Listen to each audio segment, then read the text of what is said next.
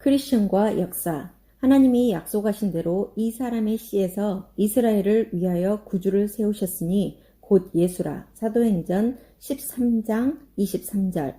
1789년 7월 11일 밤 성난 파리 시민들이 철옹성 같던 바스티유 감옥을 무너뜨리고 그 여세를 몰아 파리 근교에 있는 베르사유 궁전을 향해서 달려갔다.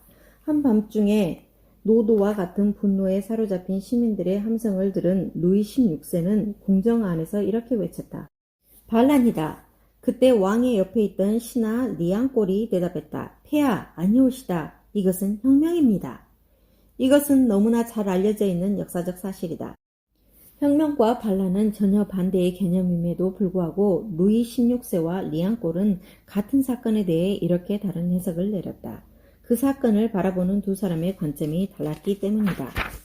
만약 그날 밤 왕의 친위제들이 그 시민들을 잘 막아냈더라면 왕을 중심으로 한 역사가들은 그날 밤에 이를 반란으로 기술했을 것이다.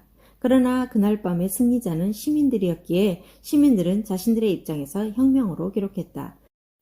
역사를 논할 때 언제나 중요한 것은 역사를 바라보는 관점, 즉 사관이다. 어떤 사관으로 역사를 바라보느냐에 따라서 루이 16세와 리앙골처럼 같은 사건을 놓고서도 전혀 다른 해석을 내리게 된다. 인간이 갖고 있는 사관의 종류는 한두 가지가 아니다.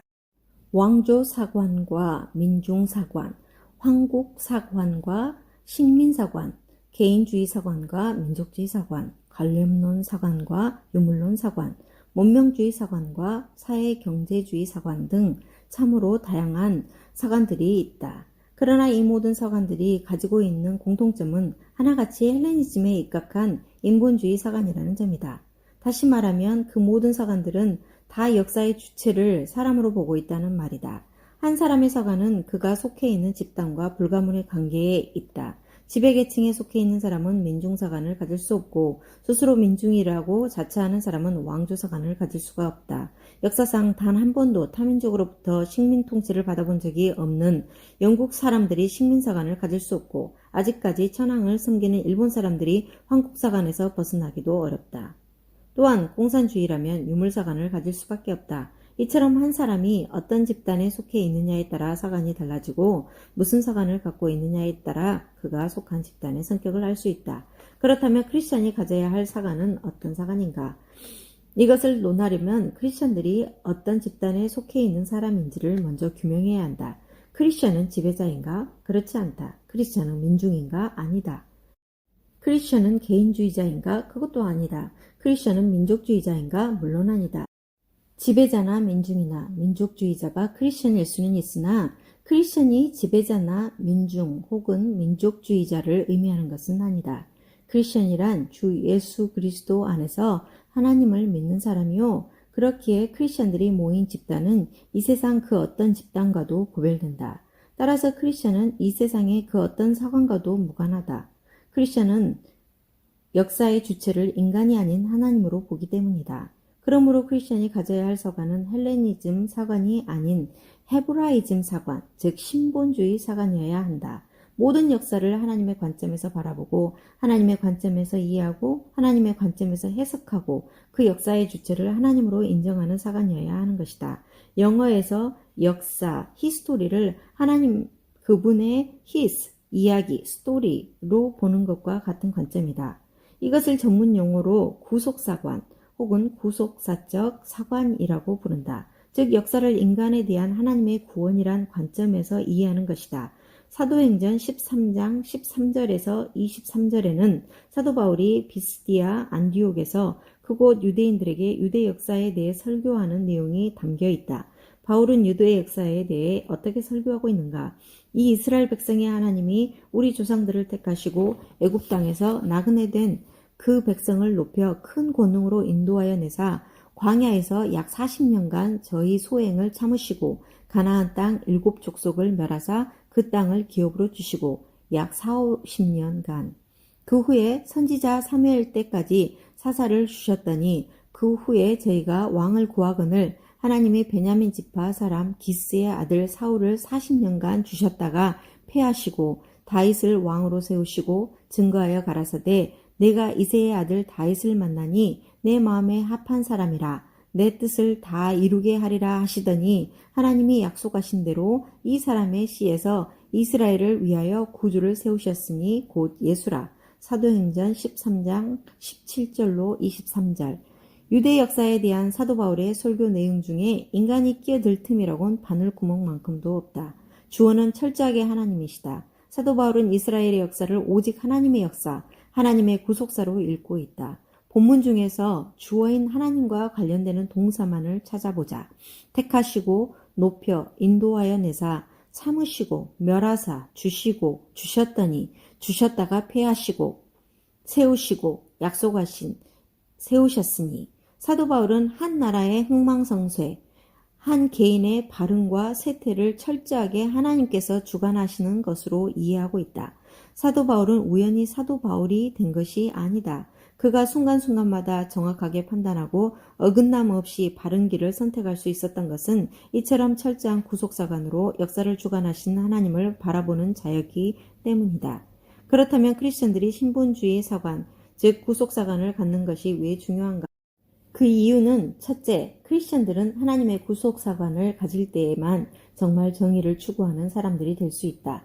인류의 역사를 보면 진시황도 죽었고 알렉산더도 나폴레옹도 다 죽었다. 불과 몇 년 전까지만 해도 소련의 고르바초프 대통령과 미국의 부시 대통령은 세계를 움직이는 가장 강력한 지도자였다. 그러나 지금은 그 두 사람이 어디에서 무엇을 하는지 알지 못하며 누구도 그들에게 더 이상 관심을 갖지 않는다. 이제 조금만 더 세월이 흘러가 보라. 지금 각 나라의 정계를 주름잡고 있는 수많은 정객들도 다 사라지고 말 것이다. 모든 인간은 다 사라진다. 남는 것은 언제나 정의를 향한 역사밖에 없다. 이 세상을 한번 둘러보자. 불의를 따르는 사람들이 더 많은가? 아니면 정의를 따르는 사람들이 더 많은가? 말할 필요도 없이 불의를 따르는 사람들이 언제나 더 많다. 불의를 따르는 사람은 항상 다수고 정의를 따르는 사람은 늘 소수다. 그럼에도 늘 소수가 속한 정의가 승리하는 이유가 무엇인가? 이유는 한 가지밖에 없다. 역사의 주체가 하나님이시기 때문이다. 만약 불의한 인간들이 역사의 주체라면 역사는 절대 정의로 귀결되지 않을 것이다. 인간이 역사의 주체라 믿는 사람도 정의를 외칠 수는 있겠지만 그것은 모두 자신의 불의를 합리화하기 위한 구호일 따름이다. 하나님 없는 사람은 절대로 정의로울 수 없다. 하나님의 구속사관을 가진 하나님의 사람만이 이 사실을 바르게 알기에 언제 어디서나 진정 정의를 추구하는 의로운 사람으로 살아갈 수가 있다. 둘째, 하나님의 구속사관을 갖는 사람만이 그 어떤 모함이 있더라도 가야 할 길을 꿋꿋하게 걸어갈 수 있다. 사도 바울이 왜 유대인들에게 그토록 핍박을 받았는가? 왜 유대인들은 사도 바울이 가는 곳마다 쫓아다니며 그를 죽이려 했는가? 그들은 바울을 민족의 반역자, 유대인의 신앙과 관습과 문화를 하루아침에 내팽개친 배신자로 본 것이다. 바울도 이 사실을 잘 알고 있었다. 그러나 자신이 배신자로 매도당하는 그 모함의 길을 그는 꿋꿋하게 걸어갔다. 만약 바울이 헬레니즘 사관을 가진 사람이었다면 그 역시 요론과 유권자의 표를 의식했을 것이고 절대로 진리를 따르지 못했을 것이다. 그러나 바울은 하나님의 구속사관을 갖고 있었기에 동족으로부터 말할 수 없는 모함을 받으면서도 끝까지 가야 할 길을 갈 수가 있었다. 주전 586년경 바벨론의 침공으로 예루살렘이 멸망 직전에 놓이게 되었다. 당시 선지자였던 에레미야는 하나님의 구속사관으로 역사를 바라보고 있었기에 하나님께서 타락한 이스라엘을 바로 세우시기 위해 바벨론이란 매로 이스라엘을 치실 것이라는 사실을 알았다. 그래서 에레미야는 더 이상 바벨론과 싸워선 안 된다. 하루빨리 항복하자. 그것만이 우리의 죄를 깨닫는 것이요. 하나님께서 우리를 다시 세우시는 그날을 앞당기는 길이다. 라고 외쳤다. 그러나 그 결과는 무엇이었는가? 민족의 생존을 위해 항쟁을 불사하겠다는 모든 민족주의자들로부터 민족의 배신자로 내몰렸다. 그렇지만 에레미야는 하나님의 관점에서 역사를 바르게 읽고 있었기에 온갖 핍박에도 불구하고 자신이 가야 할 길을 포기하지 않을 수 있었다. 그렇다면 우리나라를 일본에 팔아넘긴 이완용에 대해서도 새로운 해석을 내려야 하는 것은 아닐까?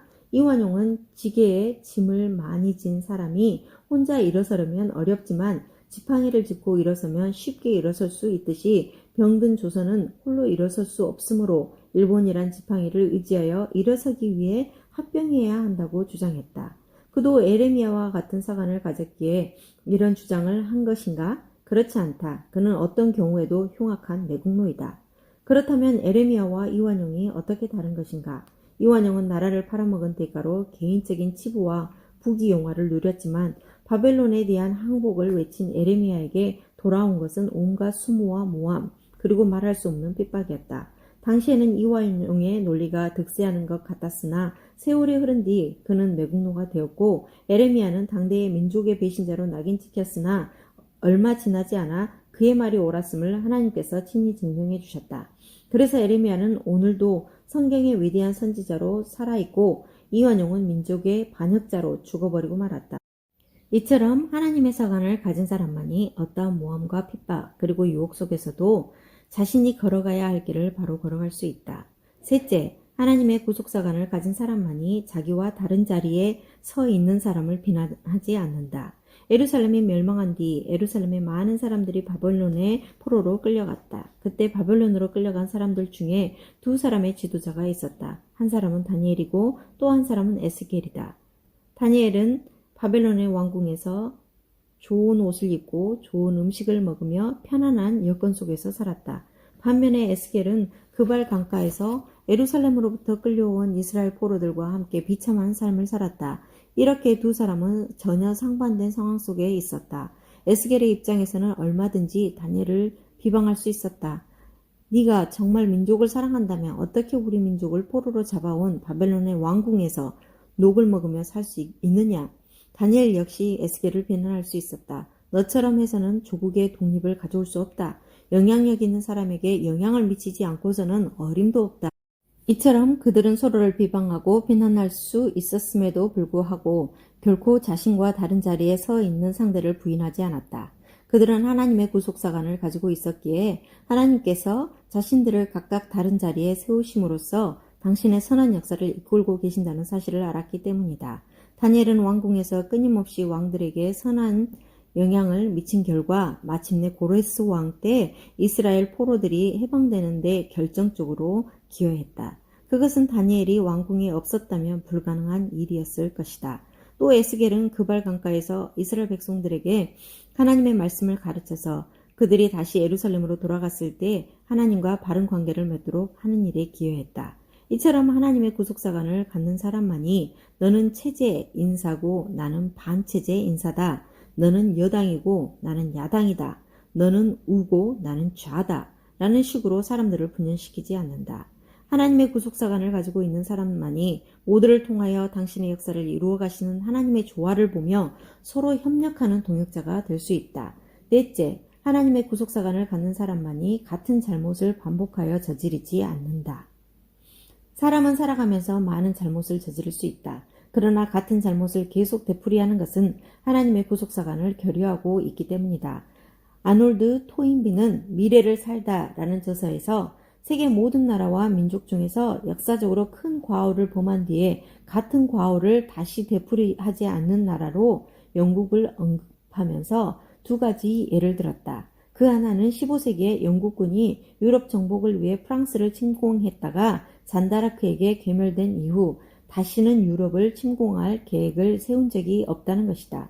그리고 또 하나는 영국이 북아메리카 대륙을 식민지로 갖고 있을 때 북아메리카 사람들이 요구한 자치권을 허락하지 않아 전쟁을 치른 뒤에 그 땅을 빼앗겼는데 그 후로 같은 잘못을 반복하지 않기 위하여 인도와 호주 그리고 캐나다 등을 미리 독립시켜 주었다는 것이다. 이것은 다른 나라의 역사에서 찾아보기 힘든 예이다. 어떻게 영국인들은 큰 잘못을 범한 뒤에 민족적으로, 역사적으로 같은 잘못을 반복하지 않은 지혜를 가질 수 있었을까? 그들은 오래전부터 하나님의 구속사적 관점에서 역사를 읽고 해석하는 데 익숙한 민족이었기 때문이다. 큰 일을 계획했다가 그것이 허물어질 때 하나님의 뜻이 아님을 깨닫고 같은 잘못을 자행하지 않은 것이다. 이처럼 개인이든 국가든 오직 하나님의 구속사관으로 세상을 바라보고 역사를 읽어야만 일평생 같은 잘못을 의미 없이 반복하지 않을 수 있다. 마지막으로 하나님의 구속사관을 갖는 사람만이 역사 속에서 일하시는 하나님의 오묘한 손길을 발견하고 매일매일 겸손하게 살아갈 수 있다. 근데 중국은 서구 열강에게 패한 뒤 문호를 개방해야만 했다. 그와 동시에 서구로부터 수많은 선교사들이 중국으로 몰려들었다. 이때 선교사들은 대부분 요한계시록 3장 7절과 8절이 새겨진 깃발을 들고 중국으로 들어간 것으로 알려져 있다. 거룩하고 진실하사 다윗의 열쇠를 가지시니 곧 열면 닫을 사람이 없고 닫으면 열 사람이 없는 그이가 가라사대 볼지어다 내가 내 앞에 열린 문을 두었으되 능히 닫을 사람이 없으리라. 하나님이 중국문을 열어주셨으므로 결코 닫을 사람이 없다는 믿음으로 들어간 것이다. 그러나 1949년에 모택동에 공산당 정부가 들어서면서 교회는 문을 닫았고 선교사들은 다 쫓겨났다. 그때 선교사들의 절망이나 고통이 얼마나 컸겠는가. 그들은 한결같이 하나님을 향해 외쳤다. 하나님, 왜 중국을 버리십니까? 중국이 공산화되기 이전에 선교사들이 가장 애를 먹었던 것은 중국 전역에 만연되어 있던 수천 년 동안 이어져 온 미신이었다. 그런데 지난 세월 동안 공산당 치하에서 그 모든 미신이 타파되었다. 공산당 독재 정권이 아니면 결코 할 수 없는 일이었다.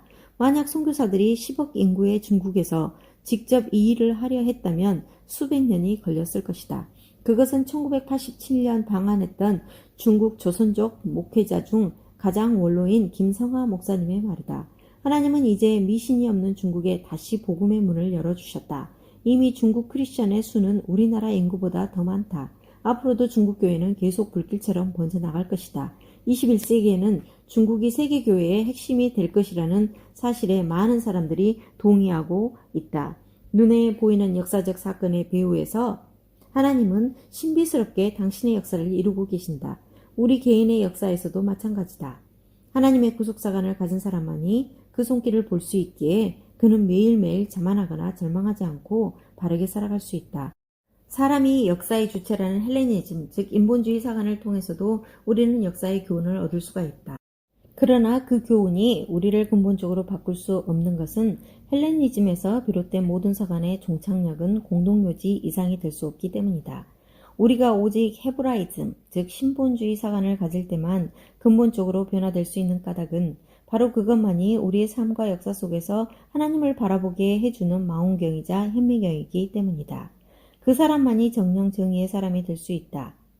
그 사람만이 정령 칭의의 삶을 살아갈 수 있다. 그 사람만이 정령 하나님의 역사, His Story의 도구로 쓰임받을 수 있다. 잊지 말라.